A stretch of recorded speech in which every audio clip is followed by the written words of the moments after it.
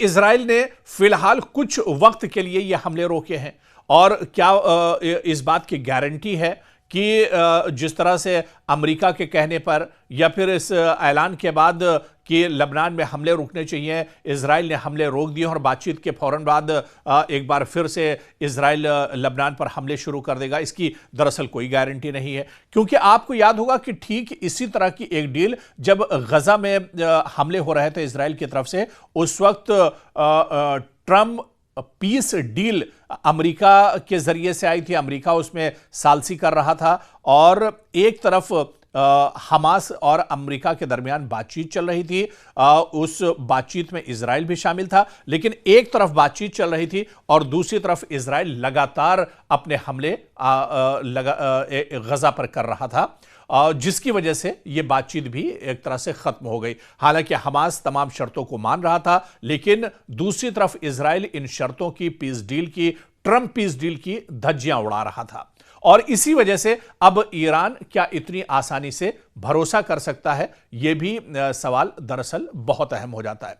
लेकिन माहिरीन का यह भी मानना है, कुछ दानिशवरान का यह भी मानना है कि दरअसल ये जो जंगबंदी हुई है इसके पीछे भी पूरी सोची समझी साजिश है। क्योंकि इजराइल दरअसल कई तरफ से इस जंग में एक तरह से घिर चुका था। इजराइल के ऊपर जहां पर एक तरह से लबनान से हमले हो रहे थे, ईरान से हमले हो रहे थे, हूसी जो मुजाहिदीन है वो लगातार हमले कर रहे थे, तो इजराइल दरअसल एक वक्त में कई तरफ से घिर चुका था। इजराइल की कमर पूरी तरह से टूट चुकी थी, इजराइल बुरी तरह से इस जंग में फंस चुका था।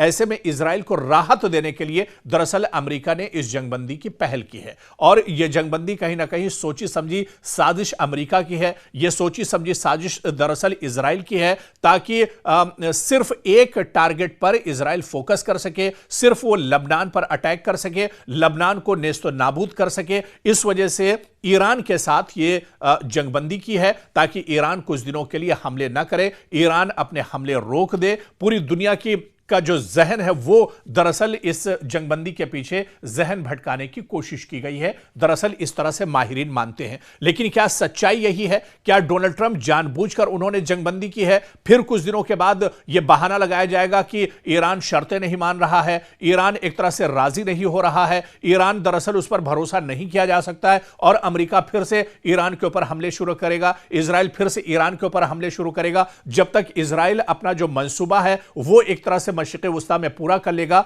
और लबनान को तबाह बर्बाद कर देगा। क्या वाकई में यह सोची समझी साजिश है इजराइल और अमेरिका की, बेंयामिन नेतन्याहू और डोनाल्ड ट्रंप की यह सोची समझी साजिश है जिसके तहत यह जंगबंदी की गई है, ताकि इजराइल अपने मंसूबे पर पूरी मजबूती के साथ काम कर सके, इजराइल ताकि लबनान को एक तरह से नेस्तो नाबूद कर सके, उसका खात्मा कर सके, हिजबुल्लाह को यहां पर और कमजोर किया जा सके। इस वजह से, क्योंकि आप खुद अब देखिए जितना बड़ा हमला इजराइल ने इस पूरी जंग में लबनान पर किया है, जिसमें तकरीबन 250 से ज्यादा लोग मारे गए हैं, 1000 से ज्यादा लोग जख्मी हुए हैं। आप देखिए कि 50 एयरक्राफ्ट के जरिए से, 50 तैयारों के जरिए से इजराइल ने बहुत बड़ा लबनान पे हमला किया। इतना बड़ा इस जंग में हमला अभी तक नहीं हुआ था। इमारतें ताश के पत्तों जैसी इस हमले में उड़ती हुई नजर आ रही हैं। यहां पर बड़ी बड़ी इमारतें एक तरह से मलबे में एक तरह से दबती हुई नजर आ रही हैं। एक पल में जो इमारतें थी वो एक तरह से जमींबोस हो गई हैं। बहुत खतरनाक इस हमले की तस्वीरें आप टीवी स्क्रीन पर देखिए कि आपका दिल दहल जाएगा जिस तरह से बड़ा हमला किया गया है और एक लबनान के बड़े हिस्से को एक तरह से तबाह बर्बाद कर दिया गया है। तो माहिरीन दरअसल यही मानते हैं कि इस हमले के पीछे दरअसल अमेरिका और इजराइल की सोची समझी साजिश है और जंगबंदी दरअसल कुछ वक्त के लिए हुई है। अमेरिका फिर से एक बार जंग के लिए तैयार होगा, इजराइल एक बार फिर से जंग के लिए तैयार होगा और यह जंग अभी थमने वाली नहीं है। लेकिन सब कुछ डिपेंड करेगा बातचीत पर। जब टेबल पर दोनों ममालिक बैठेंगे किस तरह से बातचीत होती है यह देखना बहुत अहम होगा। हालांकि इस बीच बातचीत को लेकर जिस तरह से पाकिस्तान का इस्लामाबाद पूरी तरह से यहां पर हाई अलर्ट है, यहां पर सिक्योरिटी बढ़ा दी गई है, चप्पे चप्पे पर नजर रखी जा रही है, हर आने जाने वाले पर नजर रखी जा रही है। जो ईरान का डेलीगेशन यहां पर पहुंचा है उसकी सख्त हिफाजत की जा रही है। अमेरिकी डेलीगेशन को लेकर भी सख्त तैयारियां एक तरह से की गई हैं, सिक्योरिटी के इंतजाम किए गए हैं। लेकिन इस बीच इस जो बातचीत होने जा रही है इसमें पाकिस्तान का किरदार क्या कुछ है, पाकिस्तान का रोल क्या कुछ है, पाकिस्तान के किरदार को किस तरह से देखा जाए। पाकिस्तान के इस कदम को तो पूरी दुनिया दरअसल इसकी तारीफ कर रही है, लेकिन पर्दे के पीछे क्या कुछ है। क्या यहां पर भी, क्योंकि इस्लामाबाद में जब दो ममालिक दरअसल बातचीत कर रहे हैं, ईरान और अमेरिका यहां पर बातचीत करने के लिए बैठे हैं, क्या वाकई में एक सच्चे सालिस का किरदार पाकिस्तान अदा कर रहा है, या सिर्फ और सिर्फ पाकिस्तान ने एक जगह मुहैया करा दी है बातचीत की,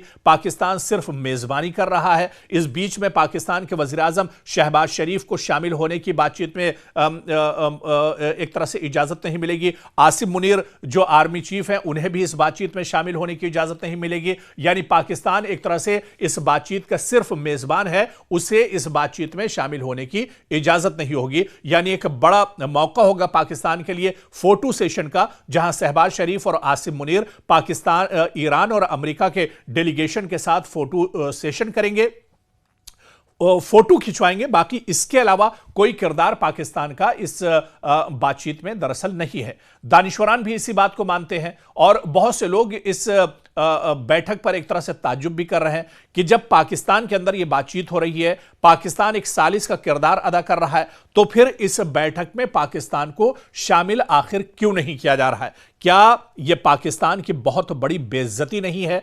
पाकिस्तान के अंदर बातचीत हो रही है लेकिन पाकिस्तान के वजीर आजम और पाकिस्तान के आर्मी चीफ को इस बातचीत का हिस्सा नहीं बनाया गया है। तो ऐसे में कहीं ना कहीं आलमी सतह पर पाकिस्तान की एक तरह से रुसवाई भी निकलकर सामने आ रही है। पाकिस्तान की एक बड़ी बेइज्जती भी दरअसल यहां पर सबके सामने हो रही है कि बातचीत हो रही है ईरान और अमेरिका के दरमियान, लेकिन पाकिस्तान इस बातचीत में कहीं पर भी शामिल नहीं है। यहां पर पाकिस्तान के वजीर आजम शहबाज शरीफ का कोई किरदार नहीं है, पाकिस्तान के आर्मी चीफ आसिम मुनीर का कोई किरदार इस बातचीत में नजर नहीं आता है। और ऐसे में अगर यह बातचीत कामयाब होती है तब तो पाकिस्तान को वाहवाही मिलेगी, लेकिन इसके इम्कानात बहुत कम नजर आते हैं। और अगर यह बातचीत नाकाम होती है, जिसके इम्कानात बहुत ज्यादा है, यानी बातचीत अगर फेल होती है तो पाकिस्तान को भी मायूसी का सामना करना पड़ेगा। और जो दानिशवरान है वो दरअसल पर्दे के पीछे कुछ यही खेल मानते हैं कि अमेरिका के कहने पर दरअसल पाकिस्तान ने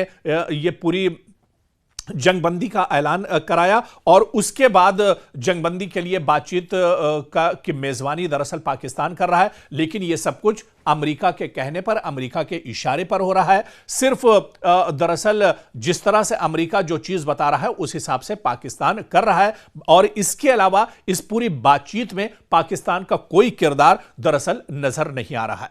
तो ऐसे में पाकिस्तान के लिए, जहां पर पाकिस्तान इसे बहुत बड़ा हवा मान रहा है, पाकिस्तान ये कह रहा है कि उसकी बड़ी कूटनीति है, उसकी सिफारती एक बहुत बड़ी सी जीत है, तो ऐसा इस बातचीत में कुछ नहीं है, क्योंकि इस बातचीत में पाकिस्तान की किसी बड़ी लीडरशिप को शामिल नहीं किया जा रहा है। शहबाज शरीफ या आसिम मुनीर इस बातचीत में दरअसल शामिल नहीं होंगे। तो ऐसे में जिस तरह से कहावत है कि पाकिस्तान के हाथ सिर्फ झुनझुना हाथ लगेगा, बाकी इस बातचीत में पाकिस्तान को कोई फायदा नहीं होने वाला है।